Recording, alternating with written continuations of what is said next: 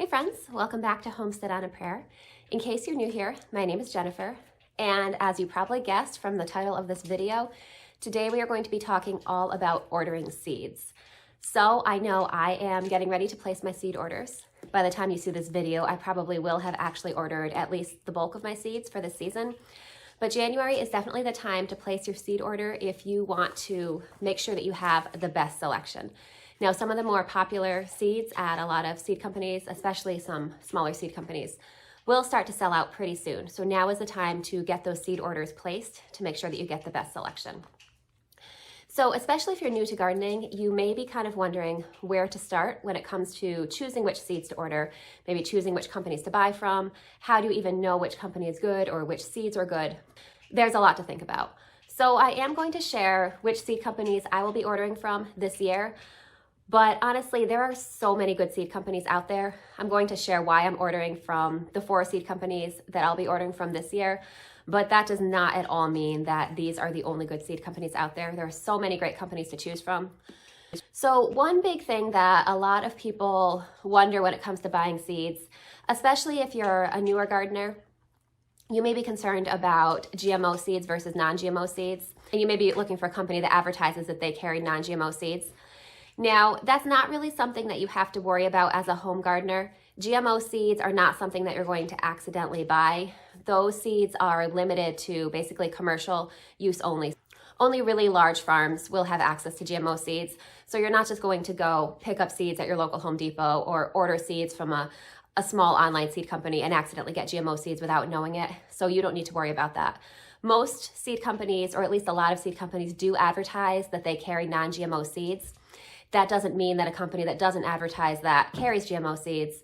Basically, most companies put that in their advertising just because it's something that people are concerned about. So they're kind of trying to set people's minds at ease and let them know that they don't have to be worrying about GMO seeds from their company. But it's not really something that you really need to be concerned about is buying non-GMO seeds.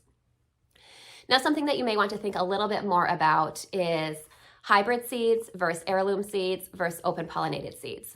Now, a lot of this is going to be personal preference. In my garden, I grow mostly heirlooms and open-pollinated seeds, but I do grow some hybrids as well. A hybrid plant is very different from what we think of as a GMO plant. A hybrid plant is a cross, but it's a cross made by naturally breeding a couple different varieties together just to get certain characteristics. It's a natural process. It's not the same as GMO seeds that are created in a laboratory. I won't go into all of that. But the point is that there's nothing wrong with hybrid seeds. Where you may run into an issue with hybrid seeds is if you are planning to save seeds from your own plants to grow next year. Heirloom seeds are from varieties of plants that have been grown for many years and basically stabilized. So if you have an heirloom plant and you save the seeds from that plant, you can know that as long as you've protected it from cross-pollination, you can know that the seeds from that plant are going to produce basically the same kind of plant that the parent plant was. So if you save seeds from, say, an heirloom Brandywine tomato, when you plant those seeds, you're going to get another heirloom Brandywine tomato plant, which will produce a very similar fruit to the parent plant. So another category of seeds that you might see along the same lines is open-pollinated. Now, open-pollinated basically means that it's a hybrid that's been created, but it's also been stabilized similar to an heirloom. That means if you buy plants from an open-pollinated plant, you can save the seeds from that plant just like if it was an heirloom, and the seeds will produce another plant just like the parent plant. So if you're looking to save seeds and you want to make sure that your plants are going to be exactly like the plants that you're saving seeds from, exactly like your originals, you're going to want to look for either heirloom or open-pollinated. Now, that doesn't mean that you can't save the seeds from a hybrid. Hybrid plants will usually produce viable seeds. The thing is that you don't know exactly what you're going to get when you save those seeds. You could get a plant like the original, you could get a plant like either of the parents, or you could get something completely different. So if you save seeds from a hybrid tomato, you're still going to get a tomato, but you don't know exactly what that tomato is going to be like. So if all that makes sense, the main advantage of heirloom and open-pollinated over hybrid is the ability to save seeds and know what you're getting. Now, there are some advantages to choosing hybrid seeds as well, and that basically relates to that current growing condition. A lot of times hybrids are bred for a certain characteristic, for example, disease resistance or a higher yield or just whatever that particular breeder was looking for in that plant. So if you grow hybrid plants, you may find that you struggle a lot less with disease, or you struggle a lot less with pest pressure. You may find that you get a higher yield. So choosing hybrid over heirloom or open pollinated, that's really personal preference. I do a little bit of both. For the most part, as I said, I prefer to grow heirloom and open pollinated seeds because I like to have the option to save my own seeds and know what I'm getting. But I don't really shun hybrids either. I do grow some hybrids as well. So that's just basically what all those labels mean. So you can kind of decide what's important to you and go from there. So if you're looking for recommendations for specific varieties to grow, I did film a video recently talking about my favorite must-grow varieties. I'm going to go ahead and link that in the video description so you can check that out. But one other thing that you definitely want to do is talk to local gardeners and local farmers in your area and see what they're successful with, because they're going to know what type of plants, they're going to know what varieties of plants are successful year after year in your specific growing conditions. So you can get some really good recommendations a lot of times that way. So when it comes to choosing types of plants that you want to grow, the main thing that you want to pay attention with, because we're talking about annual plants, for the most part, vegetables that you're growing in your vegetable garden are going to be treated as annual plants. That means that you expect them to complete their life cycle within one growing season and die in the winter. You're not expecting these plants to come back year after year, for the most part. So because of that, your growing zone isn't going to matter a real lot when choosing what vegetables to grow, because basically what your growing zone tells you is what kind of winter you can expect. Basically the coldest weather that you can expect in your zone. Now, if you're not expecting your tomatoes to live through the winter anyway, your growing zone isn't really relevant to what tomatoes you're going to grow. What you do want to pay attention to is your growing season. How many frost-free growing days do you have in your season? So you're going to want to look at your last frost date. So in the spring, basically if you plant after your last frost date, you should be safe and not have your plants get killed by frost. You also want to look at your first frost date. That's going to be in the fall. And that is basically going to end your growing season for your summer vegetables. So you want to look at how much time you have between those two frost dates, and that's going to tell you how much time you have to grow these plants. So for example, if you live somewhere with a short growing season, maybe you have 100 days where you can expect to have no frost, you're not going to want to grow something that's going to take 150 or 200 days to mature because you won't have time to harvest from it. If you're growing in a really long growing season, then you'll have a much wider range of plants you can choose from. So if you have the short growing season, that doesn't necessarily mean that you can't grow all those varieties, but what it does mean is that you're going to have to probably start them inside to give them a head start. You may also have to do some type of season extension. But just to keep it really basic for this video, just look at how many frost-free growing days you have, and that will tell you what types of plants you can grow. It will also tell you if you're going to need to start your plants inside ahead of time. Now, one other thing that you can think about when you're ordering seeds is the shelf life of those seeds. For example, if I want to grow, say, 5 varieties of tomatoes, that means I'm going to have to buy 5 packets of tomato seeds, and say there's 20 seeds in each packet, but I don't want to grow 100 tomato plants. Those tomato seeds, as long as you store them correctly, that basically means store them away from sunlight, store them away from moisture, and store them away from heat. So if you find a cool, dark, dry location, that's where you want to store your seeds. Tomato seeds will last for several years stored in those conditions, and actually most types of vegetable seeds will last for several years stored in those types of conditions as well. Now, your germination rate may go down a little bit as your seeds age, but you should be able to still get some pretty decent germination from seeds that are several years old. So if that makes a difference as far as how many varieties you buy, as far as how large of a seed packet you buy, that's just something to take into account as well. So for example, for me, I like to grow many tomato varieties every year. Some years I may grow 10 or 12 varieties, but I don't buy 10 or 12 tomato seed packets every year. I buy a couple different tomato seed packets every year, and then I use seeds from the previous year. And then each year I'll add a couple new varieties on or replace some of my varieties that have either used up or that have kind of gotten a little bit too old. So just keep that in mind when you're planting seeds, and don't throw away your seed packets at the end of the year, because many times you will be able to use those seeds again. One other thing you may want to take into account when you're planting your vegetable garden, this is something that I highly recommend. As you're planting all those vegetables that are going to give you your delicious food and harvest over the year, don't forget to leave a little bit of space for herbs and flowers, basically companion plants. I understand, I have a very small growing space, and so I definitely understand the temptation to cram it full of as much food as possible and think that the flowers are a waste of space, they don't really do anything. But the thing is that flowers really do serve a few different purposes in the vegetable garden. They're going to attract pollinators to your vegetable plants, and that's going to increase your vegetable yield. They're also going to, in many cases, attract beneficial insects that will kind of prey on a lot of those pests that are going to be damaging your vegetable crop, so they can make your job easier. You have fewer pests to deal with. They also just make your garden more beautiful and more enjoyable of a place to be. Now, this is kind of personal preference, but I find when I make my garden beautiful and inviting and somewhere that I actually want to spend time, I'm a lot more likely to spend time there and to enjoy working in the garden. When I enjoy working in the garden, it's a lot easier to make myself do it. So for all those reasons, I really think that adding flowers and adding herbs to your garden really is beneficial. And even just interplanting different types of plants together, flowers and vegetables alike, basically that makes your garden less susceptible to pests and disease. Because if a pest comes into your garden and all different plants are mixed together, it's going to have a much harder time finding all the plants that it wants.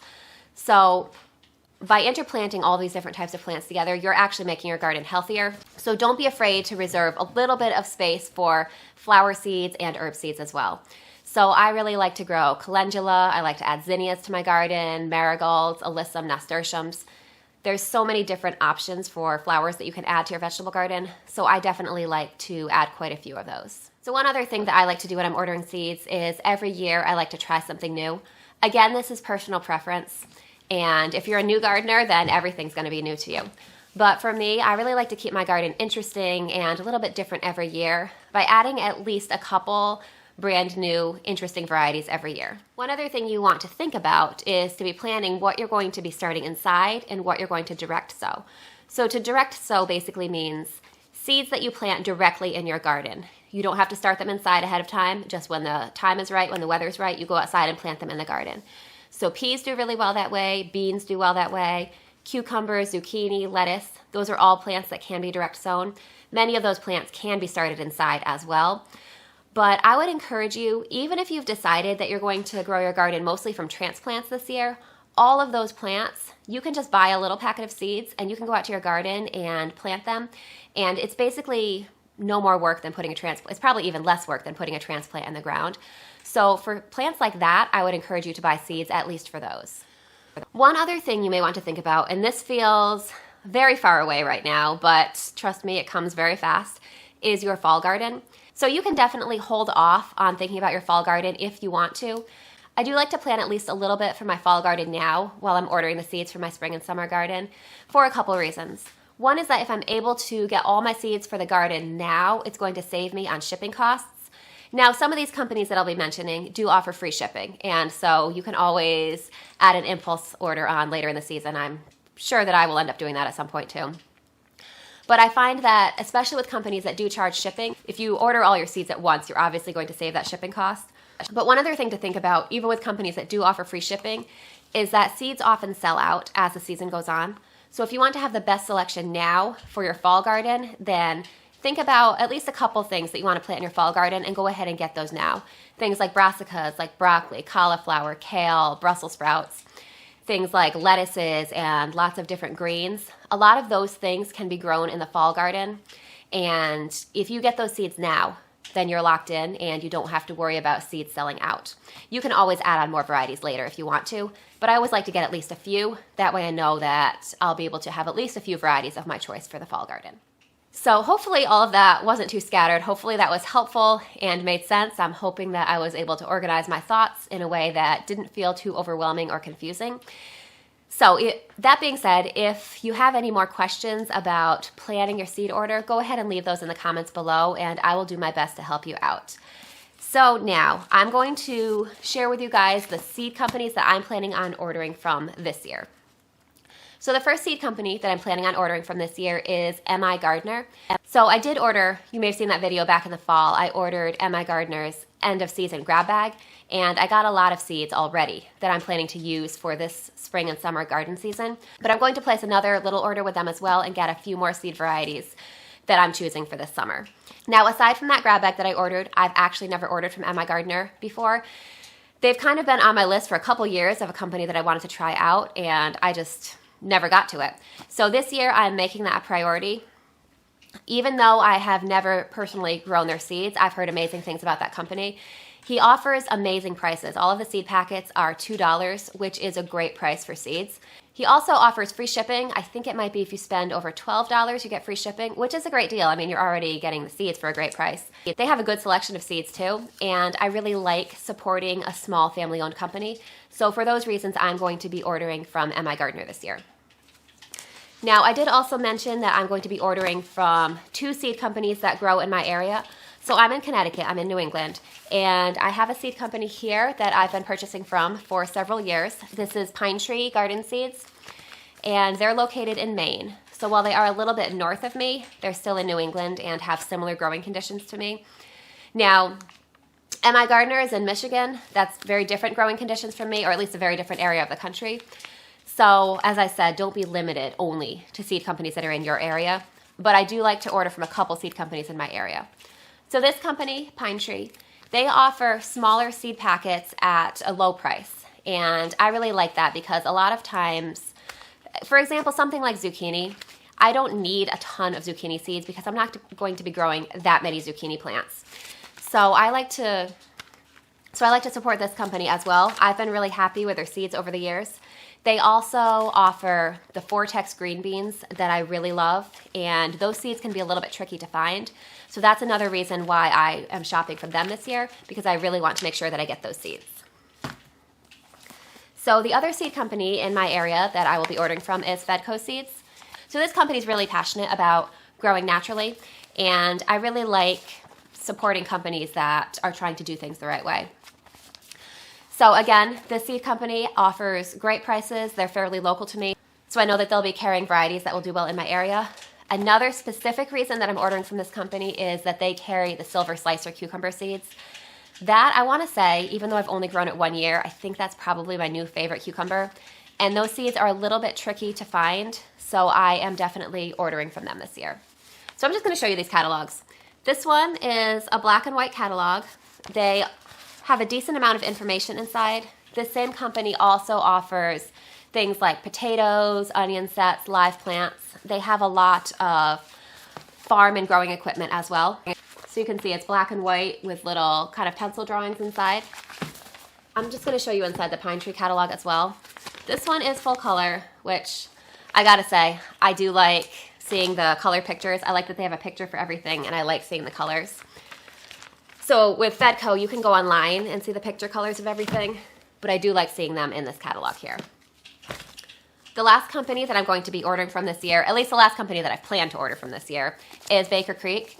Now, I got this whole seed catalog from them, and this is a hefty, serious catalog with a lot of information in it.